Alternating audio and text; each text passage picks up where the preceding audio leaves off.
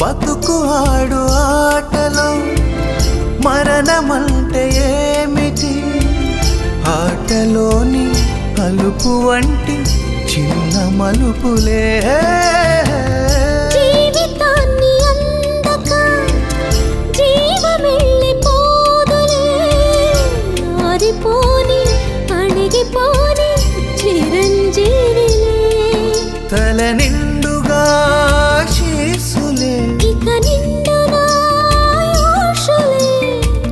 యముని పాశమే బిగుసుకున్నను.